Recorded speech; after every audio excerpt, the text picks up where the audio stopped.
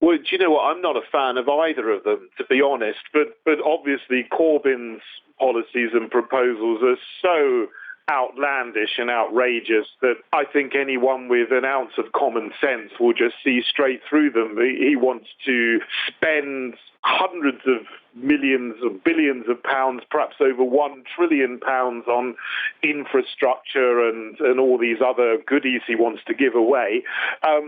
Quite rightly, people are saying he would have to tax people to death or borrow money and get the country into huge amounts of debt just to fund these things. So if he got in, we'd basically have a communist Marxist government. The economy would be over because he would ruin the country's economy entirely. As for the Conservatives, they make a little bit more sense. I haven't honestly been paying too much attention to the detail of that, of what they've been saying and the Lib Dems have been saying. I've got to catch up on that, to be honest. But, in general, they want a little bit more money spent on, the sort of things that they want to do, money for the NHS, money for education, but generally sticking to the low tax, policies in the past. So they make a little bit more sense.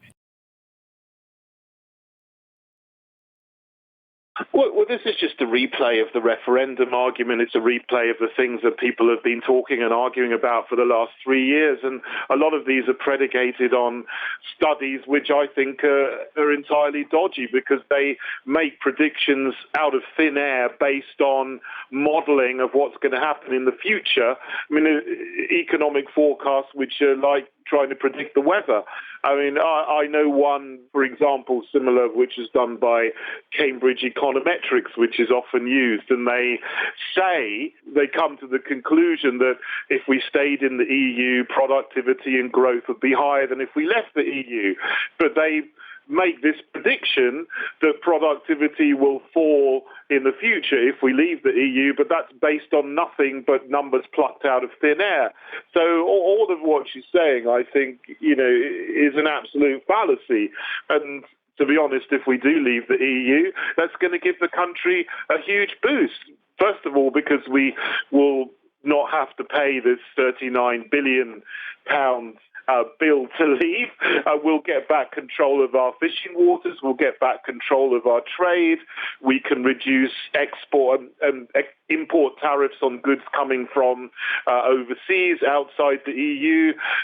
We can make trade deals around the world, and we can reduce immigration. So people in this country will earn more. The wage compression of mass rapid immigration will go down. So that will benefit everyone who is in this country. Yes, yeah, I think you're right. I think we are on course for a hung parliament or a wafer-thin Tory majority. And I don't think Farage has actually anticipated this, but I think the effects of what he's done will be that he's withdrawn, obviously, 317 candidates from standing against Boris Johnson. He will win most of those, but not all of them.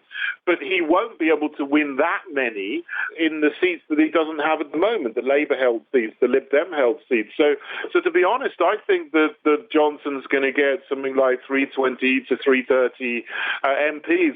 We'll have another hung parliament.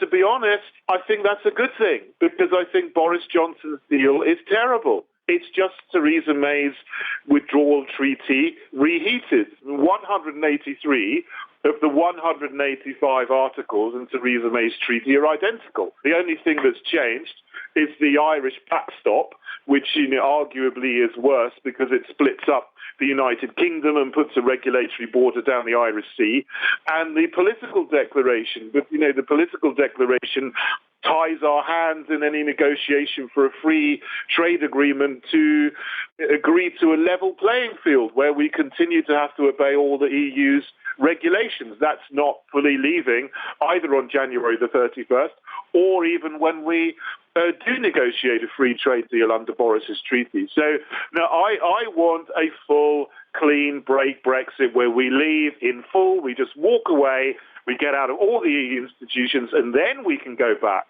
and negotiate a free trade agreement with our chest out and our heads held high rather than being on our knees.